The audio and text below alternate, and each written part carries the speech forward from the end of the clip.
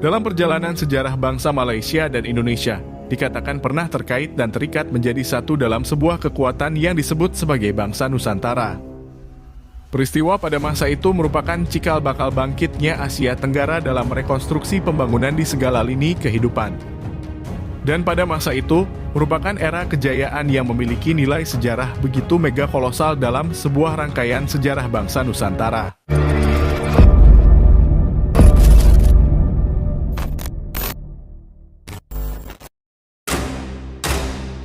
Siapa yang mengira jika bangsa kita pernah menjadi bangsa yang disegani yang bukan hanya sekedar di kawasan Asia saja.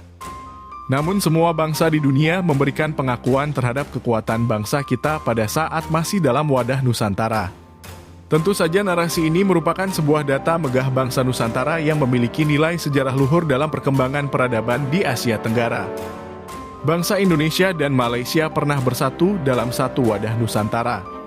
Sehingga jangan kaget jika Indonesia dan Malaysia memiliki kemiripan dalam bidang sosial, politik, dan budaya.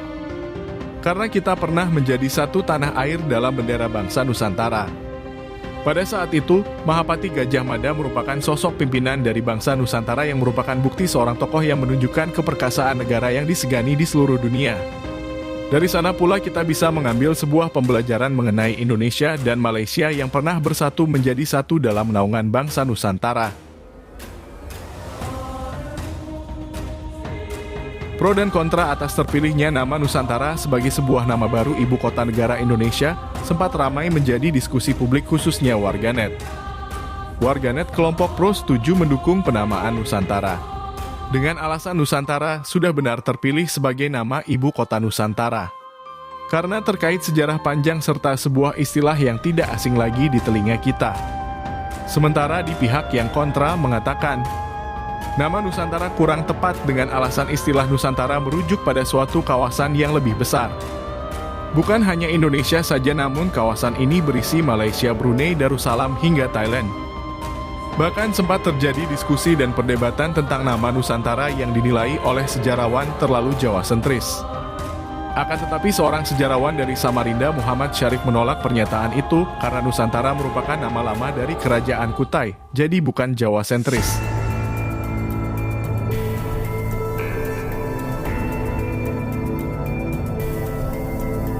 Di telinga kita sering terdengar kalimat satu tanah air dan udara, di sanalah kita berpijak. Berawal dari sanalah kita wajib mengingat sejarah agung bangsa Nusantara di bawah naungan kekuatan persatuan dalam menggapai sebuah kesadaran nasionalisme di kawasan Asia Tenggara.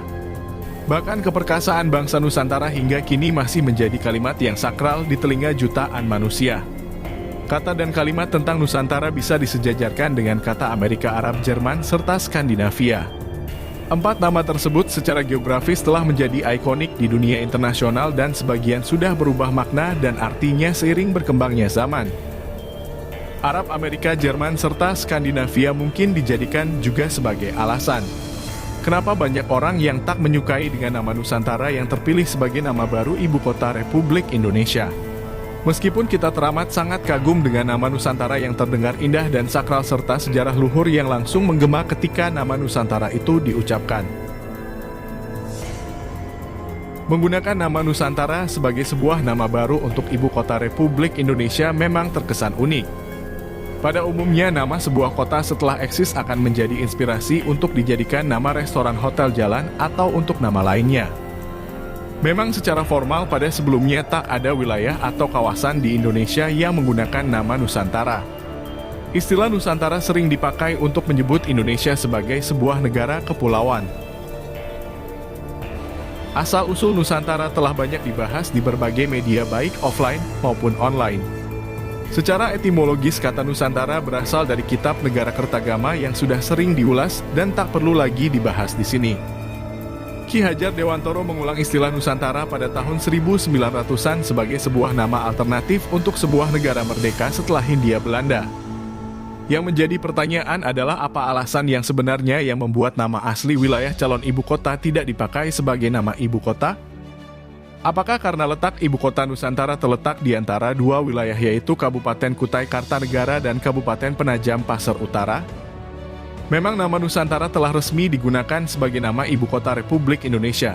Namun tak menutup kemungkinan nama ini akan diganti pada suatu saat nanti. Seperti ibu kota Provinsi Sulawesi Selatan yaitu Makassar pernah diganti karena sebuah peristiwa dan polemik. Pada awalnya nama Makassar diganti dengan nama Ujung Pandang, kemudian kembali ke nama asli yaitu Makassar. Walaupun William Shakespeare mengatakan apalah arti sebuah nama, akan tetapi nama asli sebuah wilayah itu sangat berarti. Nama sebuah kawasan walaupun hanya sebuah kabupaten sekalipun, merupakan sebuah dokumentasi sakral sejarah yang harus dilindungi. Pemakaian nama Nusantara sebagai nama ibu kota Republik Indonesia juga pernah mengakibatkan sebuah polemik di kalangan netizen Malaysia. Warganet asal Malaysia itu mengaku geram karena mereka juga merasa mempunyai istilah Nusantara yang dipakai Indonesia sebagai nama ibu kota negara itu. Arti Nusantara menurut Malaysia tertulis dalam Kamus Bahasa dan Pustaka Malaysia yang pada lazimnya disebut sebagai Kamus Dewan yang merupakan kamus resmi terbitan pemerintah Malaysia, yang bisa disejajarkan dengan Kamus Besar Bahasa Indonesia. Dalam Kamus Dewan Melayu Malaysia, istilah Nusantara berarti Kepulauan Melayu, sementara itu dalam KBBI edisi kelima berarti sebuah sebutan atau nama untuk kawasan wilayah Kepulauan Indonesia. Sementara itu mengacu pada Ensiklopedia Britannica, Kepulauan Melayu atau Malay Archipelago adalah kepulauan terbesar di seluruh dunia yang terdiri dari 17.000 pulau Indonesia dan sekitar 7.000 pulau di Filipina. Rasa takut dari netizen Malaysia tentu merupakan sebuah indikasi bahwa mereka tidak menginginkan nama Nusantara itu hanya menjadi milik Indonesia saja. Karena situasi seperti itu sama artinya dengan mereka menyetujui bahwa wilayah mereka bisa saja diinvasi oleh Indonesia seperti zaman dulu.